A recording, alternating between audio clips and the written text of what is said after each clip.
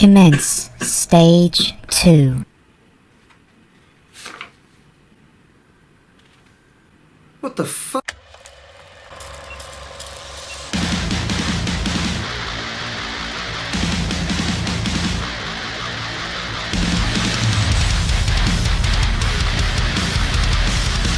How's it going, ladies and gentlemen? All I can remember was working for a corporation and then wake up with this attached to my forehead. Reminded me a lot of that movie that I just recently watched. Pinpointing exactly what it is, who was involved, where they were, what it was to do with, along the exact same lines. I have no idea what I'm supposed to be doing. All this is just a piece of paper that says Candidate 9. Maybe through the review I might be able to figure out the answer. Alright, I'll play along.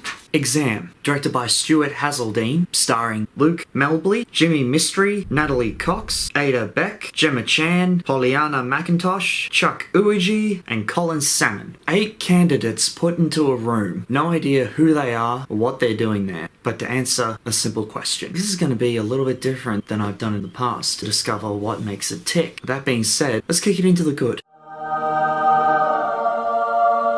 Each of the actors that played in this did as good a job as anyone can. Really not need to have anyone just perform. Doesn't matter who it is, what nationality they are, but you could literally pinpoint 8 people, put them in a room and see exactly what happens. Work out their differences, do it in such a smart way that they'll be able to figure out what the answer is, or maybe they'll all turn on each other. Ultimately, the goal at the end of it is exactly what everyone's asking, which is not necessarily the answer, but what the question is. Now, it could be as simple as, why are they there? Who are they? What values do they hold? What's going on in the outside world? What is this corporation? So many different questions that come into it. And obviously it could have 1,000,001 different answers, but none of that's really given. If anything, it's shown as a slow psychological burn that expects you to watch and account for everything that you're seeing, never missing a beat and never turning away. And if you do turn away, you might miss the smallest of details, lead to you understanding or being confused as hell when the ending credits roll. With a runtime of 80 minutes, it picks up straight away. Starts off by introducing us to every single character involved in the subtlest of ways. The attire, the way they dress, the way they carry themselves, the way they perform as actors. In a nutshell, it's just interesting. This didn't feel like a typical movie. It felt like a psychological experiment. Something that you would expect in this day and age. No need for violence, no need for bloodshed, but just something that keeps you guessing and thinking all the way to the end. It might be a little slow at times, it might throw a little too much dialogue, but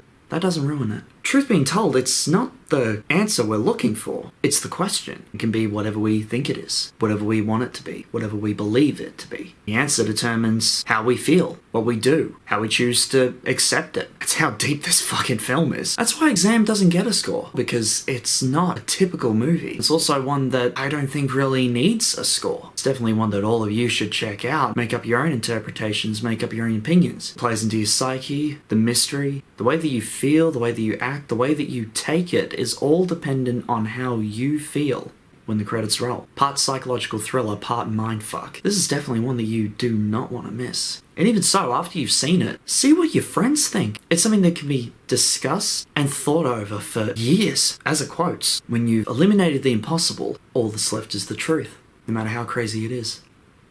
Correct. You'll know when you see it. But that being said, did you see it? You have to see it. And if so, you let me know your opinions down in the comments. Until then, I've been DJ. Always remember and ask yourself, what is the question? Thank you for participating. Goodbye. Well, they seem to have opened up the doors, so at least that's something. Get back to my normal life, move on with anything else that seemed to have been happening throughout this week. And maybe I should voice my opinions on this, through this sort of crisis that we're in and what it feels like to be inside of a lockdown. Maybe a radio show. Could you please leave Now.